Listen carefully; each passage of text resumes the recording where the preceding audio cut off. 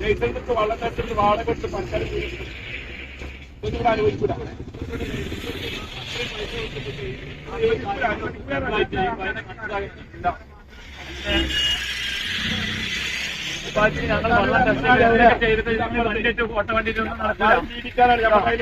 അത്ര വാടക കൊടുത്തിട്ട് ചെയ്യുന്നത് മനസ്സിലാക്കുന്നത്.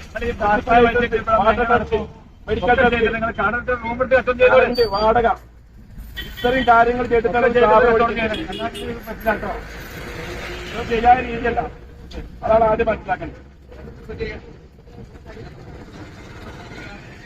Kerala hotel and restaurant association സംസ്ഥാന കമ്മിറ്റിയുടെ ആഭിമുഖ്യത്തിൽ ഇന്ന് കേരളമൊട്ടാകെ എല്ലാ സ്ഥാപനങ്ങളും അടഞ്ഞുകിടക്കുകയാണ്.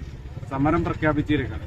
നമുക്കറിയാലോ, അനിയന്ത്രിതമായ രൂപത്തിലുള്ള ക്രൂരമായ രൂപത്തിലുള്ള ഒരിക്കലും ന്യായീകരിക്കാൻ സാധിക്കാത്ത രൂപത്തിലുള്ള ഗ്യാസിന്റെ വില വർധനവ്, അതോടൊപ്പം നിത്യോപയോഗ സാധനങ്ങളുടെ അനിയന്ത്രിതമായ വില വർധനവ്, ഒരിക്കലും പിടിച്ചു നിൽക്കാൻ കഴിയാത്ത രൂപത്തിലുള്ള ഒരു മേഖലയായി ഹോട്ടൽ മേഖലയും റെസ്റ്റോറന്റ് മേഖലയും ബേക്കറി മേഖലയൊക്കെ മാറിക്കൊണ്ടിരിക്കുന്ന സാഹചര്യത്തിൽ ഭരണാധികാരിയുടെ മുമ്പിൽ ഇതിലല്ലാതെ ഒരു അപ്പുറമുള്ള ഒരു സമരമാർഗം ഞങ്ങളുടെ മുമ്പിലില്ല.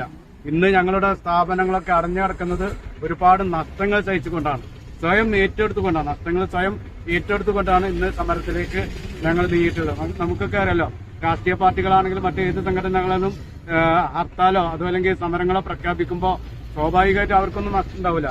ഞങ്ങൾ ഇന്നത്തെ വാടക കൊടുക്കണം, മറ്റുള്ള ജീവനക്കാരുടെ കൂലി കൊടുക്കണം, അങ്ങനെയുള്ള ഒരുപാട് ചെലവുകൾ, നാളെ അതുമായി ബന്ധപ്പെട്ട നഷ്ടങ്ങൾ ഒക്കെ സഹിച്ചുകൊണ്ടാണ് ഇത്ര രൂപത്തിലൊരു സമരത്തിലേക്ക് നീങ്ങിയിട്ടുള്ളത്. ഇതിന്റെ ഗൗരവം ഉൾക്കൊണ്ടുകൊണ്ട് പൊതുസമൂഹം ഞങ്ങളോട് സഹകരിക്കണം എന്നുള്ളതാണ് അഭ്യർത്ഥിക്കാനത്. അതോടൊപ്പം തന്നെ ഭരണകൂടം ഈ ഒരു പ്രയാസത്തെ മനസ്സിലാക്കിക്കൊണ്ട് ഒരുപാട് ജനങ്ങൾക്ക് ജോലി കൊടുക്കുന്ന ഒരു സംരംഭം എന്ന നിലയിൽ ഈ സംരംഭത്തെ പിടിച്ചു നിർത്തുവാനുള്ള ഒരു ബാധ്യതയുണ്ട് എന്നുള്ള മനസ്സിലാക്കിക്കൊണ്ട് ഇതിനോട് സഹകരിക്കണം.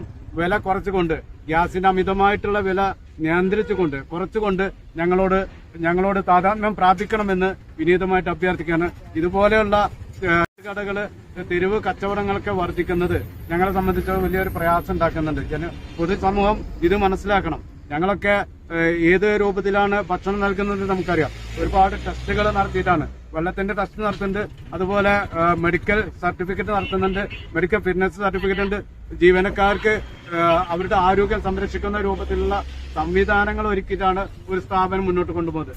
9ഓളം ലൈസൻസുകൾ നിർബന്ധമായിട്ടും സ്ഥാപനത്തിൽ സൂക്ഷിക്കേണ്ട ഞങ്ങള് ഇതുപോലെ എവിടുന്നാണോ ഭക്ഷണം പാകം ചെയ്യുന്നത് എന്നറിയാതെ, എവിടുന്നാണോ വെള്ളം ശേഖരിക്കുന്നത് എന്നറിയാതെ വൃത്തിഹീനമായ അന്തരീക്ഷത്തിൽ ഭക്ഷണം നൽകുന്ന ഇവരെ പൊതുസമൂഹം തിരിച്ചറിയണം എന്നുകൂടി ഈ സന്ദർഭത്തിൽ അറിയിക്കുകയാണ്. ഇന്നത്തെ സമരം പൂർണ്ണമായിട്ടും നമ്മുടെ ഏരിയയിൽ പൂർണ്ണമായ രീതിയിൽ വിജയം എന്നുള്ളതാണ് ഞങ്ങൾ മനസ്സിലാക്കുന്നത്. ഈ ഒരു സമരത്തിനോട് ആഭിമുഖ്യം പ്രഖ്യാപിച്ചുകൊണ്ട് ഒരുപാട് മറ്റുള്ള സ്ഥാപനങ്ങൾ കൂടി അടഞ്ഞു കിടക്കുന്ന ഒരു സാഹചര്യമാണ് കേരളമൊട്ടാകെ കാണുന്നത്. ബേക്കറി, കൂൾബാർ ഉൾപ്പെടെയുള്ള സ്ഥാപനങ്ങൾ ഇതിന്റെ കൂടെ അടഞ്ഞു കിടക്കുന്ന ഒരു സാഹചര്യമുണ്ട്. അതുകൊണ്ട് തന്നെ ഈ മേഖല അത്രത്തോളം പ്രതിസന്ധിയിലൂടെയാണ് മുന്നോട്ട് പോകുന്നത് എന്നാണ് ഇതിൽ നിന്ന് നമുക്കൊക്കെ മനസ്സിലാക്കാൻ സാധിക്കുന്നത്.